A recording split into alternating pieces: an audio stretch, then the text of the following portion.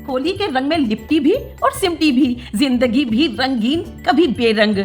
आपके जीवन के सारे कष्ट होलिका दहन में जलकर राख हो जाएं और आपके जीवन में खुशियां ही खुशियां हो। उड़ने दो रंगों को इस बेरंग सी जिंदगी में। एक त्योहार ही तो है जो हमें रंगीन बनाते हैं। रंग उमंग प्रेम उल्लास और सामाजिक समरसता के महापर्व होली की आप सभी को ढेरों ढेरों शुभकामनाएं। ईश्वर से प्रार्थना है कि आप सभी का जीवन खुशियों के बहुत सारे इन होली के रंगों से परिपूर्ण होकर सुख शांति सद्भावना के आत्मीय रंगों से सराबोर हो। हाय एवरीवन, कैसे हैं आप सब? उम्मीद करती हूँ सभी हष्ट पुष्ट हो गए, मस्त हो गए, व्यस्त हो गए। छोटों को प्यार, बड़ों को नमस्कार। होलिका दहन के शाम के पूजा की तैयारी कर रही हूँ। 2 स्पून लिया मैंने मैदा, 1 बड़ा स्पून लिया देसी घी और ये गुनगुना दूध। पानी से नहीं, दूध से डो लगाती हूँ मैं गुजिया का। ये बहुत टेस्टी, खसखसी, कुरकुरी, करारी, कहना चाहिए कि बिल्कुल अलग टेस्ट की बनती है। बेड़ई बनानी होती है ना जल्दी, तो पिसी हुई उड़द की दाल को आटे में मिक्स करें और ज़्यादा नहीं, लाल मिर्ची पाउडर और सौंफ नमक के साथ बस थोड़ा सा मोहन ले लें और इसका डो लगा दें। रेस्ट इसको बिल्कुल नहीं कराना है, तुरंत के तुरंत बेलें।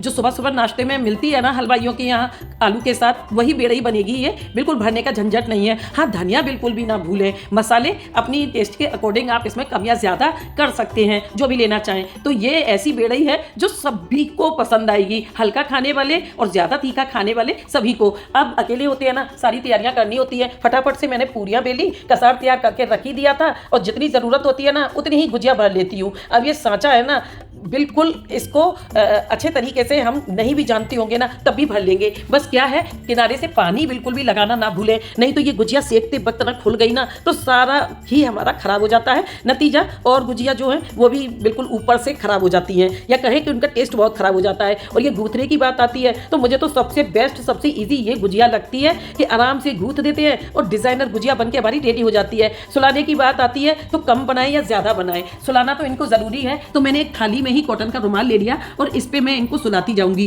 क्योंकि अगर सुलाया नहीं तो ऊपर से ये मौसम थोड़ा चेंज हो गया है ना, तो ये थोड़ी सूख जाएगी पूरी हमारी, या कहें कि पपड़ा जाती है, जो बोलते हैं ना लोग पपड़ा जाना। तो पपड़ा के क्या होगा कि फिर जब हम उसको सेकेंगे ना तो इसमें क्रैक्स आ जाएंगे, इसलिए इन गुजियों को ढक के रखा जाता है। आप किसी में भी रख सकते हैं। और ये देखिए यहाँ पे फोल्ड कर दी। एक मैं आपको दिखाऊंगी कि मोल्ड खरीदते वक्त क्या सावधानियां रखनी चाहिए। जैसे मेरे पास ये स्टील का मोल्ड है, ये वाला इतना महंगा आया है कि इसके मुकाबले में 4-5 आ जाते मोल्ड अगर मैं लेना चाहती तो। और इससे आज तक मैंने कभी गुजिया नहीं बनाई, आपको केवल दिखाने के लिए मैंने लिया है। जितनी देर में इसमें एक गुजिया भरी है ना उतने टाइम में 5-7 गुजिया मैं आराम से भर लेती हूँ। ये देखिए, बस इसमें इतना ही फायदा है कि पहले जो कतरन काटने के लिए कतरनी होती थी ना, या जैसे ज़्यादा लोग नहीं होते थे, बहुत ज़्यादा बनानी होती थी, तो बच्चों को बिठा दिया कि आड़ी तिरछी पूड़ी बेलते जाओ और कतरनी से साइड उसके कट करके फिर गूंथे जाते थे। तो इस काम में तो आ सकती है। अगर आप हाथ वाली गुजिया बना रहे हैं तो इस सांचे में रख के और शेप दे दें, जल्दी हो जाएगी। और बस फिर इसको गूंथ दें। अगर आपको भी आसान नहीं लगता है ना गूंथना, तो वीडियो में देखें कि किस तरीके से गूंथी जाती है। खैर, आगे बढ़ते हैं। अब ये मेरी गुजिया तलने का टाइम आ गया। बहुत सारी आज तैयारी है। आज तो बस यही है कि जितना काम कर लो वही कम है। हाथों से तेल की भड़क देखी है मैंने, और बस हल्के गुनगुने ऑयल में हमें ये सेकना है। इन सभी मिठाइयों को सेकने का ना तरीका एक ही होता है, ना ज़्यादा गर्म ना ठंडा। ठंडे में डाल देंगे तो ये वैसी हो जाएगी चिड़चिड़ी, चिड़चिड़ा जाती है ना हम लोग, ये भी चिड़चिड़ी हो जाती है। गर्म में डाल देंगे तो इनकी ऊपर की लेयर जल जाएगी, नतीजा अंदर से ये सिकेगी नहीं। खैर, आगे बढ़ते हैं। अब ये गुजिया मेरी सिक गई ना, यहाँ आज मुझे सारे पकवान बनाने हैं, क्योंकि पूजा में किसी चीज़ की कोई कमी नहीं रहनी चाहिए। साल भर की पूजा होती है देवी देवताओं की और पितरों की, तो उनमें ना सब चीज़ें जो अपने घर में बनती है वो सामग्री पे हवन करके दी जाती है। गुलाल का चौक का बड़ा महत्व होता है। सभी काम के साथ मैंने चौक लगा दिया। शाम हो गई, मैंने फटाफट से ये पूजा के लिए माला बनाना स्टार्ट कर दी। इसमें हर एक माला में एक बड़कुल्ला, सुपारी, पान, कृपाण, ढाल जो बनाई थी ना डाली जाएंगी। हनुमान जी सहित शीतला माता की सभी की ये मालाएं बनेंगी, तो इन मालाओं को भी बनाना ज़रूरी है। बाकी की माला मैं नहीं बना पाई। जहाँ मैंने होली रखी हुई है ना, वहाँ पे बारिश की बूंदें नहीं आ रही हैं, जबकि मैंने उनको ढक रखा है। और सुबह पता चलेगा, ये देखे पीछे कैसे तड़क रही है बिजली। भूत लेके आई हूँ, अभी खूब बड़ी बड़ी बूंदें पड़ रही है। मैं लोगों को चैलेंज कर देती हूँ कि होली के दिन भी बारिश होगी भाई, इसी को एक्सपीरियंस कहते हैं। और अब मेरे बच्चे हैं सफ़र में, पता नहीं कैसे भीगते आएंगे।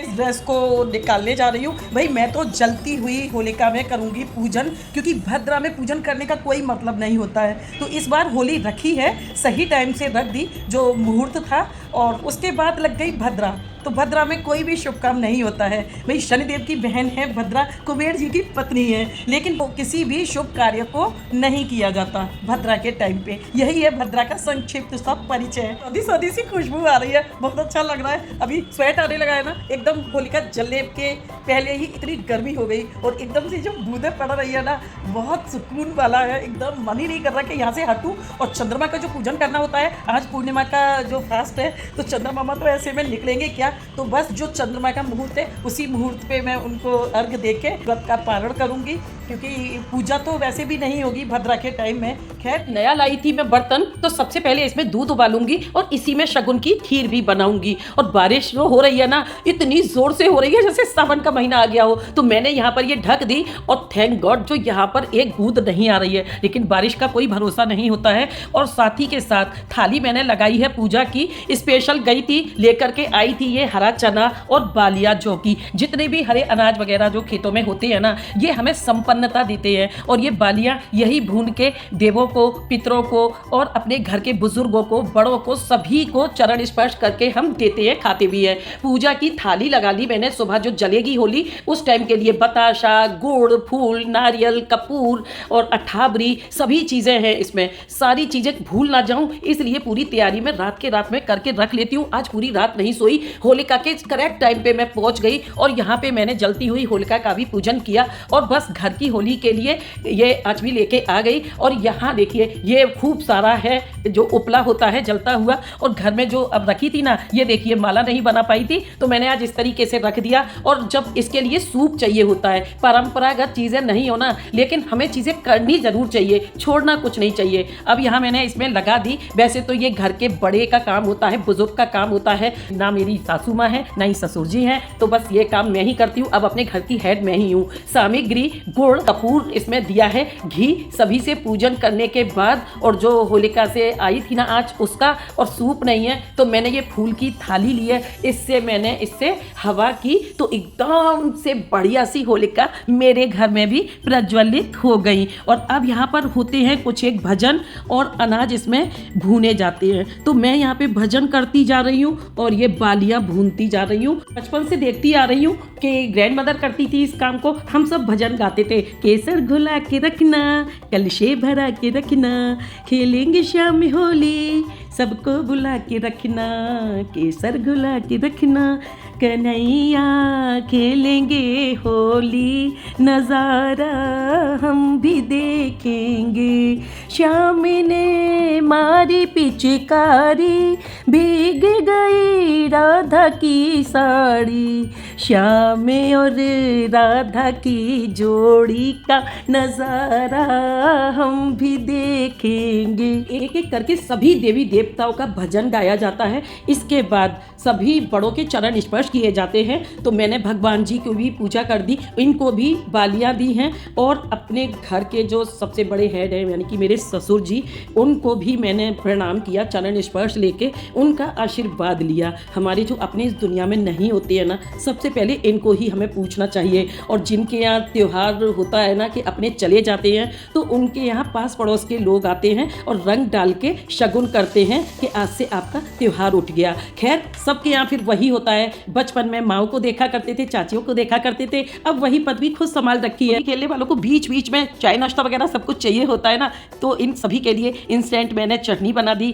और बीच बीच में अपने कान्हा के साथ गुलाल खेला। तभी मेरा ये शर्मिला बेटा आ गया। बेटी और बेटे ने भी कहा कि भाई हम भी रंग लगाएंगे। हालांकि मैं होली नहीं खेलती, लेकिन बच्चों के लिए ये भी सही है भाई, एक बार बेटी ने स्टार्ट किया तो फिर बेटे ने भी लगाना स्टार्ट किया, तो फिर मना करना तो अच्छा नहीं लगता ना।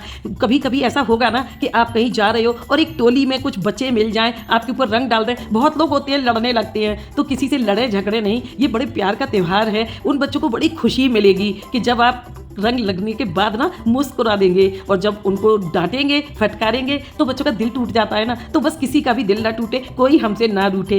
एक बार फिर से आप सभी को होली की ढेरों शुभकामनाएं।